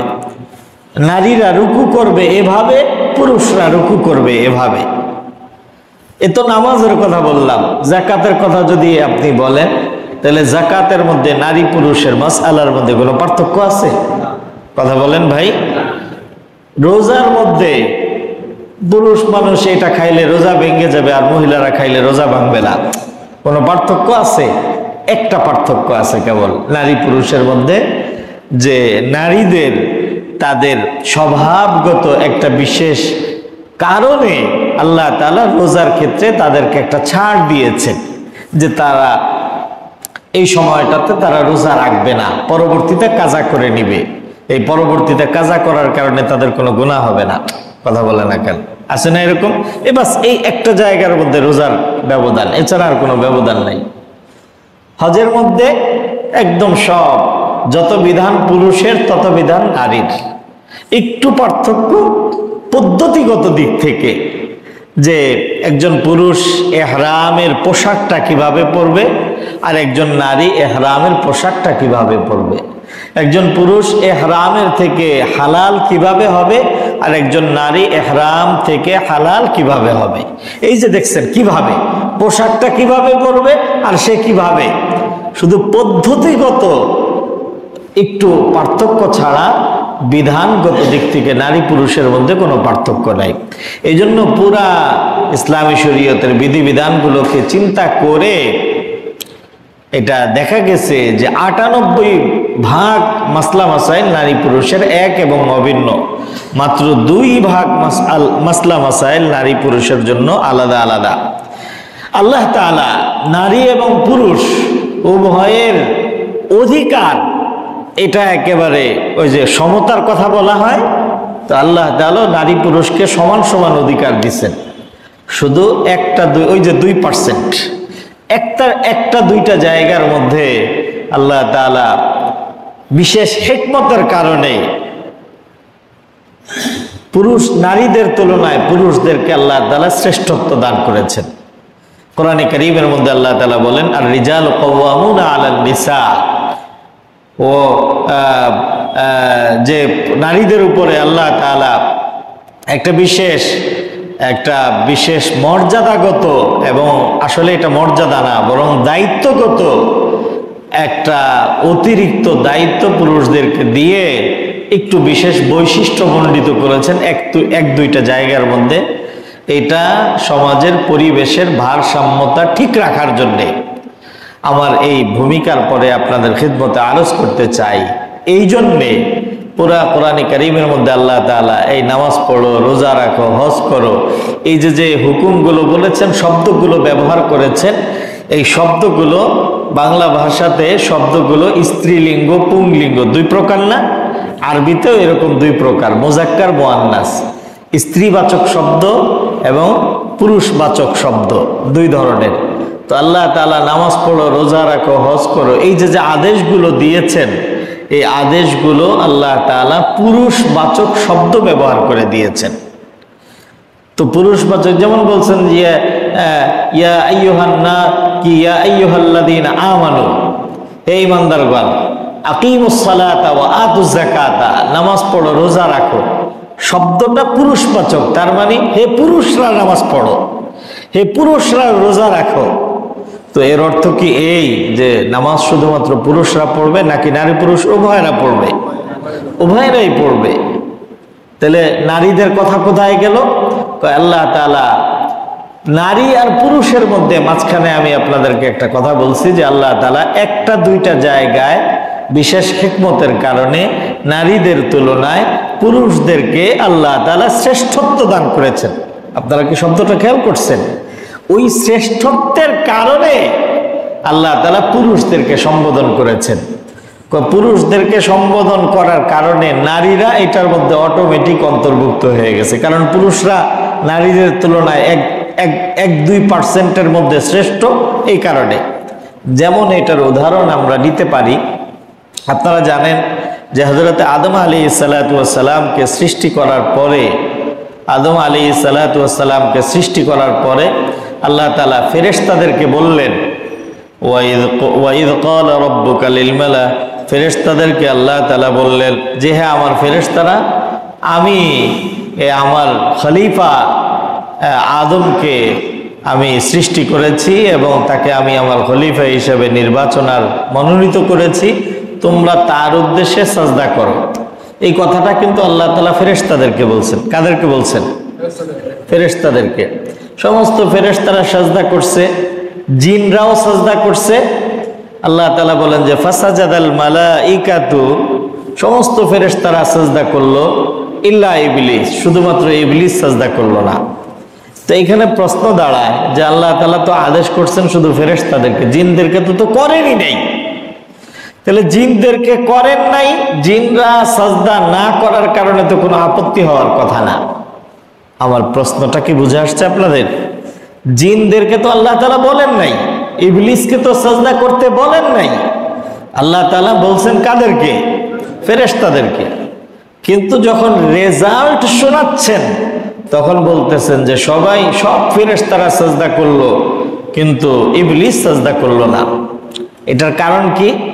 এটার কারণ হচ্ছে, এটার অর্থ হচ্ছে এই যে আল্লাহ তাআলা বড় বড় এই মানে বিবেকবান সৃষ্টির মধ্যে তিনটা বড় সৃষ্টি, একটা হলো মানব জাতি, আর একটা হচ্ছে জিন জাতি, আর একটা হচ্ছে ফেরেশতা জাতি, তাই না? মানব জাতি, জিন জাতি এবং ফেরেশতা জাতি। এই জিন জাতি, মানব জাতি এবং ফেরেশতা, মানুষদেরকে আলাদা করে রাখলাম। রয়ে গেল শুধুমাত্র ফেরেশতার জাতি এবং জিন জাতি। একটু চিন্তা করে বলেন তো, জিন আর ফেরেশতা এই দুইয়ের মধ্যে বেশি মর্যাদা কার? কার? ফেরেশতাদের। তো আল্লাহ তাআলা যখন বেশি মর্যাদা যার, তারই বলছেন যে সাজদা কর। তো যাদের মর্যাদা কম ওরা অটোমেটিক এই হুকুমের মধ্যে, এই অর্ডারের মধ্যে অটোমেটিক তারা এটার মধ্যে অন্তর্ভুক্ত হয়ে গেছে। এটা ওই পরিবেশের দ্বারা সবাই বুঝতে পারছে যে সবাইকে সাজদা করতে হবে। ঠিক তদ্রূপভাবে আল্লাহ তাআলা নারী আর পুরুষের মধ্যে পুরুষকে শ্রেষ্ঠত্ব দান করেছেন। তো পুরুষকেই যখন বলছেন নামাজ পড়ো, তো এর মধ্যে শ্রেষ্ঠত্বের বিবেচনায় যে দ্বিতীয় শ্রেণীতে আছে সে তো এটার মধ্যে অটোমেটিক এটার মধ্যে অন্তর্ভুক্ত হয়ে গেছে, চলে আসছে। এই জন্য আল্লাহ তাআলা কোরআনের মধ্যে শুধু পুরুষদেরকে সম্বোধন করেছেন, নারীদেরকে সম্বোধন করেন নাই। বিষয়টা এখানেই শেষ হয়ে গিয়েছিল। কিন্তু হযরত উম্মে সালামা রাদিয়াল্লাহু তাআলা আনহা, নাম শুনছেন না? কে বলেন তো দেখি? নবী আলাইহিস সালাতু ওয়াস সালামের পবিত্রতমা স্ত্রী হযরত উম্মে সালামা। হযরত উম্মে সালামা রাদিয়াল্লাহু তাআলা আনহা নবী পত্নীগণের মাঝে যথেষ্ট বয়সী ছিলেন এবং কথা ছিল এই যে উম্মে সালামা বয়স হয়ে গেছে, বিবাহ করছেন, সবাই ধারণা করছে যে উম্মে সালামা তো কয়েকদিনের মেহমান বুঝেন নাই, মারা যাবে এরপরে। কিন্তু আল্লাহর কি আজীব, হায়াত মওতের মালিক কে বলেন? আল্লাহ। আল্লাহর কি আজীব কুদরতের কারিশমা যে নবী আলাইহিস সালাতু ওয়াস সালামের 11 জন স্ত্রীর মধ্যে সর্বশেষ ইন্তেকাল করেছেন উম্মে সালামা রাদিয়াল্লাহু তাআলা, যার ব্যাপারে মনে করছিল যে সবার আগে চলে যাবে, উনি ইন্তেকাল করছেন সবার শেষ। হয় এরকম, মানুষ চিন্তা করে একরকম আর আল্লাহর ফয়সালা থাকে আর একরকম। উম্মে সালামা রাদি এক একজন নবী পত্নীর এক একটা বৈশিষ্ট্য ছিল। আমি গত বছর নবীজির একাধিক স্ত্রীর বিবাহ করার প্রেক্ষাপট আপনাদেরকে বলেছিলাম যে হুজুর এই বিবাহগুলো না করলে আমাদের জন্য কি জটিলতা সৃষ্টি হইতো। আমাদের কল্যাণে হুজুর ওই বিবাহগুলো করেছেন এবং এক এক স্ত্রীর মধ্যে এক এক বৈশিষ্ট্য ছিল। হযরত উম্মে সালামার মধ্যে বৈশিষ্ট্য ছিল এই যে বিশেষ ক্রুশিয়াল টাইম, একদম খুব ক্রাইসিস মুভমেন্টে উনি ঠান্ডা মাথায় নবীজিকে পরামর্শ দিতে পারতেন। নবীজি এখন আপনাকে এটা করতে হবে, এখন ওইটা করতে হবে, ঠান্ডা মাথায় পরামর্শ দিতেন। আল্লাহ ওহুদ বলতেছি হুদায়বিয়ার সন্ধিতে যখন মক্কার লোকজন একদম সিদ্ধান্ত হয়ে গেল যে এবার আর উমরা করতে দিবে না এবং ফিরে যেতে হবে মক্কায়, এবং এই মর্মে একদম লিখিত পরিচিত চুক্তিও হয়ে গেছে। এখন সবাই তো এহরাম পরে এসেছিল। আমি আমার কথাই চিন্তা করি যে এহরাম পরে একদম রেডি হয়ে এয়ারপোর্টে চলে গেছি, তালবিয়া পড়ে, মানে আমার আরম্ভ হয়ে গেছে এহরাম, আর এরপরে কোনো কারণে আমি জটিলতার সম্মুখীন হইলাম, কেমন লাগবে? আমার কাছে খারাপ লাগবে না? কথা বলেন ভাই, খারাপ লাগবে না? তো ওনারা তো মদিনার থেকে সফর করে মক্কায় এসেছেন, আর আসার পরে মক্কাবাসীরা বলতেছে যে এই বছর আপনারা উমরা করতে পারবেন না, আগামী বছর। তো চুক্তি সম্পাদিত হয়ে গেছে, চুক্তি অনুযায়ী এবছর ফিরে যেতে হবে। তো এক্ষেত্রে শরীয়তের মাসআলা হচ্ছে যে যদি কেউ ইহরাম আরম্ভ করার পরে কোনো কারণে উমরা করতে না পারে, তাহলে সে ওই উমরা থেকে উমরা পরবর্তীতে করবে, কিন্তু তাৎক্ষণিক কি করবে? কয় তাৎক্ষণিকভাবে তার করণীয় হচ্ছে সে একটা মানে ভেড়া, দম বা বকরি, এটাকে হাদি বলা হয় অথবা দম বলা হয়। হাদি অথবা দম এটা মক্কার হারাম এরিয়ার মধ্যে এটা জবাই করে দিবে। হারাম এরিয়ার মধ্যে জবাই করে মাথার চুল কেটে সাধারণ পোশাক পরলে বাস তার এই বছরের জন্য এটা শেষ হয়ে গেল। এরপরে আবার পরবর্তীতে কাজা করতে হবে। তো যখন চুক্তিপত্র সম্পাদিত হয়ে গেছে, নবীজি বললেন এই তোমরা যার যার দম এবং হাদি আছে এটা তোমরা জবাই করে তোমরা হালাল হয়ে যাও, পবিত্র হয়ে যাও। কিন্তু সাহাবীদের মধ্যে কেউই মানে হুজুর বলতেছেন বারবার, আর সবাই এইভাবে ঝিম ধরে বসে রয়েছে। কেন বসে রয়েছে? কারণ কারো কাছে এটা ভালো লাগতেছে না যে আসলাম আমরা করার জন্য, আর এখন আমাদেরকে বলতেছে চলে যাই, ঝিম ধরে বসে রয়েছে। তো নবী আলাইহিস সালাতু ওয়াস সালামের ক্ষেত্রে এইরকম কখনো হয় নাই যে নবীজি একটা কথা বলছেন আর সাহাবায়ে কেরাম সেটা পালন করতে দেরি করেছেন। কিন্তু আসলে এই জায়গাটা ছিল একটা আবেগের জায়গা। এটা নবীজির আদেশ লঙ্ঘন করেছেন বিষয়টা কিন্তু এরকম না, এটা একটা আবেগের জায়গা ছিল। এই উহুদের ময়দানেই, কি উহুদ বলতেছি বারবার, হুদাইবিয়া, এই হুদাইবিয়ার সন্ধি ঘটনার মধ্যেই এসেছে যে নবীজি যখন এখানে এসে একটা কূপের মধ্যে পানি ছিল না, সাহাবায়ে কেরাম ওযু করবেন, গোসল করবেন, তো বলছেন যে তোমাদের কারো বদনার মধ্যে সামান্য পানি আছে কিনা? একজন বলছে যে হ্যাঁ নিয়ে আসো। ওই বদনা নিয়ে হুজুর এইভাবে হাত ধুইছেন কূপের মধ্যে, এক হাত দিয়ে পানি ঢালছেন আর এক হাতে হাত ধুইছেন। হুজুরের হাত ধোয়া সামান্য একটু পানি ওই হুদাইবিয়ার কূপের মধ্যে পড়ার সাথে সাথে পানিতে পরিপূর্ণ হয়ে গেছে। এরপরে নবী আলাইহিস সালাতু ওয়াস সালাম ওখান থেকে পানি বের করে যখন উযু করতেছেন, যেটা আপনাদেরকে আমি শুনাইতে চাই, যখন উযু করতেছেন তো এই কুলি করেন, কুলি করে এইভাবে পানি আমরা ফেলে দেই না, তো নবীজি কুলি করে পানি ফেলতেছেন, পানির একটা ফোঁটাও মাটিতে পড়তেছে না। নবীজি কুলি করতেছেন আর সাহাবায়ে কেরাম আগে থেকে এইভাবে হাত পেতে বসে আছেন, কেউ ক্রস পেতে বসে আছেন, কেউ নিজের পাগড়ি খুলে দিয়ে ওই পানি সংরক্ষণ করার চেষ্টা করতেছে। সুবহানাল্লাহ। পুরা ওযু করছেন নবীজি, কুলি করছেন, নাক ধুইছেন, চেহারা ধুইছেন, পাও ধুইছেন, এক ফোঁটা পানি মাটিতে পড়ে নাই। সাহাবায়ে কেরাম সেই পানি আগের থেকে এইভাবে কেউ নিয়ে আতরের মতো মাখতেছে, কেউ চেহারার মধ্যে মাখতেছে, কেউ পুরা শরীরের মধ্যে মাখতেছে। এই ছিল সাহাবায়ে কেরামের অবস্থা। মক্কার পক্ষ থেকে দূত হিসাবে দেখার জন্য এসেছিলেন উরওয়া ইবনে মাসউদ সাকাফি, একজন বর্ষিয়ান মানুষ, পরবর্তীতে মুসলমান হয়েছেন। আসছিল ধমক দেওয়ার জন্য, এই খবরদার যাও, ওমরা টোমরা করা যাবে না, এইরকম একটা ভাষ্য নিয়ে আসছেন এবং আইসা বলছেনও। কিন্তু ফিরে গিয়ে কুরাইশদেরকে বলছেন যে তোমরা আমারে পাঠাইছিলা মুহাম্মদের একটা ধমক দেওয়ার জন্য, ধমক তো আমি দিয়ে আসছি, ঠিক আছে তোমাদের কথা মতো, কিন্তু যা আমি দেখে আসছি আমি সেই দেখা চিত্রের ভিত্তিতে তোমাদেরকে বলছি যে তার অনুসারীরা, তার ভক্ত এবং অনুরক্তরা তার জন্য যেভাবে জীবন উৎসর্গ করে নিজেকে পেশ করেছে, এই দৃশ্য আমি পৃথিবীর বড় বড় পরাশক্তির কাছে গিয়েছি। উনি একজন কূটনীতিবিদ মানুষ ছিলেন, এই জন্য বিভিন্ন জায়গায় ওনাকেই যেতে হতো অ্যাম্বাসিডর হিসাবে, দূত হিসাবে। তো বলছেন যে আমি বড় বড় পরাশক্তির কাছে গিয়েছি, আমি কোনো রাজা বাদশার প্রজাদেরকে, তার বাহিনীকে আমি তাদের রাজা বাদশার প্রতি এমন আত্ম উৎসর্গ ভাব আমি দেখি নাই। সুতরাং এমন মানুষের মোকাবেলা অস্ত্র দিয়ে, শক্তি দিয়ে, টাকা দিয়ে করা সম্ভব না। কথা বলেন ভাই?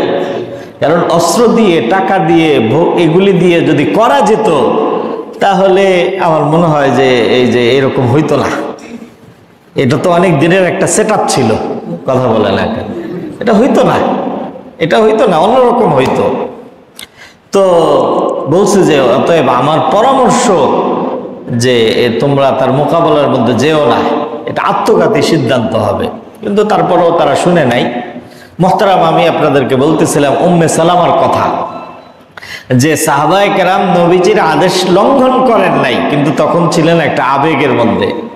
এই জন্য নবীজি বলছেন সবাই ঝিম ধরে বসে রয়েছে, কেউই ওই কোরবানি করে হালাল হওয়ার কাজটা আর কেউ করতেছে না। হযরত উম্মে সালামা রাদিয়াল্লাহু তাআলা আনহা এই সফরের মধ্যে হুজুরের সাথে ছিলেন, গিয়ে পরামর্শ করলেন, উম্মে সালামা কি করা যায়? আমার সাহাবীরা তো, আমি বারবার বলতেছি, এখনো পর্যন্ত তারা দম জবাই করে তারা হালাল হচ্ছে না। উম্মতের জন্য এটা বড় ভয়ঙ্কর বিষয় যে নবী আদেশ করবে আর উম্মত সে আদেশকে লঙ্ঘন করবে। আমি ভয় পাচ্ছি আল্লাহর আযাব চলে না আসে। নবীর চিন্তাটা কোথায় দেখছেন? মানে এখানে কিন্তু একটা এরকম ছিল যে আমি বারবার বলতেছি, আমার কথা শুনতেছে না। হুজুর কিন্তু এটা বলতেছেন না, হুজুর বলতেছেন যে আমার ভয় হচ্ছে যে কোন উম্মত তার নবীর কথা যদি অমান্য করে তাহলে তাদের উপরে আযাব চলে না আসে। হুজুরের চিন্তা ওখানে। লাকাদ জাআকুম রাসূলুম মিন আনফুসিকুম আজিজুন আলাইহি মা আনিতুম হারিসুন আলাইকুম বিল মুমিনিনা রাউফুর রহিম। উম্মতের ব্যাপারে বড় দয়ালু মানুষ ছিলেন। উম্মে সালামা রাদিয়াল্লাহু তাআলা আনহা বললেন, ইয়া রাসূলুল্লাহ, ঘাবড়ানোর কোনো কারণ নাই, চিন্তা নাই, পরামর্শ দিচ্ছি আমি। কি পরামর্শ? আপনি কাজ করেন, সাহাবায়ে কেরাম যেখানে সবাই জটলা বেঁধে বসে আসছে আর ওইখানে একজন আরেকজনের সাথে, মানে এইরকম পরিস্থিতিতে যেটা হয়, সবাই বিষণ্ণ মনে একজন আরেকজনের কাছে নিজের দুঃখ বেদনা প্রকাশ করতেছে, কথাবার্তা বলতেছে। তো এরকম একটা বড় জটলার কাছে গিয়ে আপনি তাদের সামনে কাউকে কিছু না বলে আপনার দমটাকে, আপনার কোরবানির জানোয়ারটাকে আপনি জবাই করে দেন। জবাই করে এরপরে আপনি মাথা মুন্ডন করে গোসল করে ফেলান, কাপড় পরিবর্তন করে ফেলান, আপনি কাউকে কিছু বললেন না। এরপরে দেখেন কি হয়। নবী আলাইহিস সালাতু ওয়াস সালাম উম্মে সালামার পরামর্শ মোতাবেক সাহাবায়ে কেরামের যেখানে জটলা বাঁধা ছিল, বসা ছিলেন সাহাবীরা, ওখানে এসে তিনি কোরবানি করলেন, মাথা মুন্ডন করলেন এবং ইহরামের পোশাক পরিবর্তন করে সাধারণ পোশাক পরে ফেললেন। বাস এটা দেখে হযরত আবু বকর সিদ্দিক রাদিয়াল্লাহু তাআলা কিছু না বলে উনিও চুপচাপ করে কাজ করে ফেলছেন। হযরত ওমর, যিনি সবচেয়ে বেশি ইমোশনাল ছিলেন হুদায়বিয়ার সন্ধির মধ্যে, সবচেয়ে বেশি ইমোশনাল ছিলেন, নবীজিকে বলছেন, ইয়া রাসূলুল্লাহ, আলাসনা আলাল হাক্কি ওয়া হুম আলাল বাতিল, আমরা কি হকের উপরে নই আর তারা কি বাতিল নয়? নবীজি বলছেন যে অবশ্যই। তাহলে কেন এই অবনমিত সন্ধি, কেন আমরা নিচু হয়ে সন্ধি করতে যাব? হযরত ওমরের অবস্থান ছিল। তো নবীজি যখন হালাল হয়ে গেছেন, আবু বকর দেখা দেখি হালাল হয়ে গেছেন, হযরত ওমর হালাল হয়ে গেছেন, হযরত ওসমান তো এই মুহূর্তে এখানে উপস্থিত, হযরত ওসমানও পরবর্তীতে এখানে এসেছেন। এই দুইজন তিনজনের হালাল হওয়া দেখে সাহাবায়ে কেরাম নারায়ে তাকবীর বলে সবাই যার জারিয়া জবাই করে দিচ্ছে। তো হযরত উম্মে সালামা ছিলেন, দেখেন পরিস্থিতিটা কিন্তু আমি যত সহজ করে বললাম এত সহজ ছিল না। সবাই যার যার একটা আবেগের মধ্যে ছিলেন। হুজুরও বুঝতেছিলেন যে না, যে এটার সমাধান কিভাবে হবে। উম্মে সালামা বললেন যে আপনি সবার সামনে কি আপনারটা করে ফেলেন, আপনারটা দেখে দেখে তারা করে ফেলবে। তো হযরত উম্মে সালামা রাদিয়াল্লাহু তাআলা নবীজিকে বললেন, ইয়া রাসূলুল্লাহ, কোরআনের মধ্যে পুরুষদের আলোচনা ভরা, এই পুরুষরা নামাজ পড়ছে, রোজা রাখছে, যাকাত দিছে, জিহাদ করছে, আরো কত কি, আমরা নারীরা আমাদেরকে একটু আলোচনা কোরআনের মধ্যে আসবে না? এটা কেমন হয়? আল্লাহ তাআলা সাথে সাথে আয়াত নাযিল করছেন, মান আমিলা সালিহাম মিন যাকারিন আও উনসা ওয়া হুয়া মুমিনুন ফালানুহয়িয়ান্নাহু হায়াতান তাইয়্যিবা, যে কোনো ব্যক্তি নেক আমল করবে, চাই সে নারী হোক অথবা পুরুষ হোক, আমি তার প্রতিদান নষ্ট করব না। নারী এই কারণে সে প্রতিদান কম পাবে, বিষয়টা এরকম না। নারী হোক পুরুষ হোক, যে আমল করবে আমি তার উত্তম প্রতিদান দিব। তো ওনার তো এই প্রথম প্রশ্নের জবাব হয়ে গেল। উপস্থিত অন্যান্য মহিলা যারা ছিল এরাও একটু সুযোগ পাইছে। সুযোগ পায় বলতেছি, ইয়া রাসূলুল্লাহ, সূরা আহজাবের মধ্যে আপনার স্ত্রীদের আলোচনা আসছে যে আপনার স্ত্রীরা এরকম ওই রকম। তো আপনার স্ত্রী তো আমরা হইতে পারি না, এটা আমাদের জন্য দুর্ভাগ্য। কিন্তু কোরআন তো সবার, কোরআন তো শুধু আপনার স্ত্রীদের না। তো আপনার স্ত্রীদের আলোচনা কোরআনের মধ্যে আসলে আমাদের আলোচনা আসতে পারে না? আল্লাহ তাআলা সাথে সাথে 10টা আয়াত নাজিল করছেন। কয় আয়াত? 10 আয়াত। ওই পুরো আয়াতের মধ্যে আল্লাহ তাআলা সাধারণ নারীদের কথা বলছেন। ফাসসালিহাতু কানিতাতুন হাফিযাতুল লিল গায়বি বিমা হাফিযাল্লাহ, সব নারীদের কথা, যে নারীরা এরকম এইরকম ওইরকম ওইরকম, এবং তার পুরস্কার এই। আল্লাহু আকবার। তখন আরো কিছু মহিলারা বলল যে, ইয়া রাসূলুল্লাহ, কোরআনে কারীমের মধ্যে বিশেষ নারীদের আলোচনা তো আছে সূরা মারিয়াম, কিন্তু সাধারণ নারীদের আলোচনা তো কোরআনে কারীমের মধ্যে নাই। আল্লাহ তাআলা তখন এই যে 4 নম্বর যে সূরা, এই সূরাটার নাম তখন ঘোষণা করেন যে সাধারণ নারীদের আলোচনা নেই, যাও এই সূরাটার নামই রেখে দিলাম সাধারণ নারীদের নামে, অর্থাৎ সূরাতুন নিসা। তো এইভাবে এই সূরার নাম সূরাতুন নিসা হিসাবে রাখা হয়েছে। সূরাতুন নিসায়ের মধ্যে অনেক ধরনের আলোচনা এসেছে। এর মধ্যে মোটা দাগে এখানে নারীদের অধিকার সংক্রান্ত আলোচনা অনেক ব্যাপকভাবে করা হয়েছে। 2 নম্বরে শিশু অধিকার, 1 নম্বরে নারী অধিকার, 2 নম্বরে শিশু অধিকার, অনেক ব্যাপকভাবে এখানে আলোচনা করা হয়েছে। এবং অন্যান্য যে সকল আলোচনা করা হয়েছে সেটা ইনশাল্লাহ আমি পর্যায়ক্রমে আলোচনা করব। আমার আসলে গলাটা একটু আওয়াজটা বসে গেছে, এই জন্য কথা বলতে পারতেছি না, কষ্ট হচ্ছে। এই জন্য শুধু নামের তাৎপর্যটা আপনাদের খিদমতে আরজ করলাম যে সূরাতুন নিসা, নারী সমাজ, এই নামটা কিভাবে এইখানে আসলো এই বিষয়টাই শুধু আজকে আলোচনা করলাম। দ্বিতীয় আলোচনা পরবর্তী মজলিসের মধ্যে আলোচনা হবে, ওইটা গুরুত্বপূর্ণ অনেক বেশি। সেটা হলো যে নারীদের সৃষ্টি এটা কিভাবে, নারীদের সৃষ্টি হযরত আদম আলাইহিস সালাতু ওয়াস সালামের পাঁজর থেকে, নাকি নারীদের সৃষ্টি হযরত আদম আলাইহিস সালাতু ওয়াস সালামকে যেভাবে মাটির থেকে, প্রথম নারী হযরত হাওয়াকেও তদ্রূপভাবে মাটির থেকে, এবং পরবর্তী নারীদের সৃষ্টিটা কিভাবে, অর্থাৎ নারী সৃষ্টির উৎসটা এটা কিভাবে, এটা একটা গুরুত্বপূর্ণ বিষয়। তো এটা ইনশাআল্লাহ পরবর্তী মজলিসের মধ্যে আলোচনা করা হবে। গুরুত্বপূর্ণ বিষয় এই জন্যে, কারণ এই ব্যাপারে কোরআন এবং হাদিসের মধ্যে এই ব্যাপারে এক ধরনের বক্তব্য পাওয়া যায়, কোরআনের মধ্যে এই ব্যাপারে যে বক্তব্য পাওয়া যায় তা আবার দুই ধরনের ব্যাখ্যা সম্বলিত বক্তব্য। আর কোরআন ও হাদিসের বাহিরে বাইবেলের মধ্যে আর একটা বক্তব্য পাওয়া যায়। মোট এখানে নারীদের সৃষ্টির সূচনা এবং উৎসের ব্যাপারে তিন ধরনের বক্তব্য পাওয়া যায়, একটা হাদিস, আর একটা কোরআন, আর একটা বাইবেল। তো এখন কোরআনের মধ্যে কি এসেছে নারীদের সৃষ্টির সূচনা, বাইবেলে কি এসেছে এবং হাদিসের মধ্যে কি এসেছে, এই তিনটা বিষয়কে সামনে রেখে আগামী মজলিসে ইনশাআল্লাহ আলোচনা হবে। আল্লাহ তাআলা আমাদেরকে কোরআনের সাথে সম্পর্ক বাড়ায় দেওয়ার, কোরআন বোঝার আমাদেরকে তৌফিক দান করুন, আমিন। ওয়া আখির দাওয়ানা আলহামদুলিল্লাহি রাব্বিল আলামিন। আল্লাহুম্মা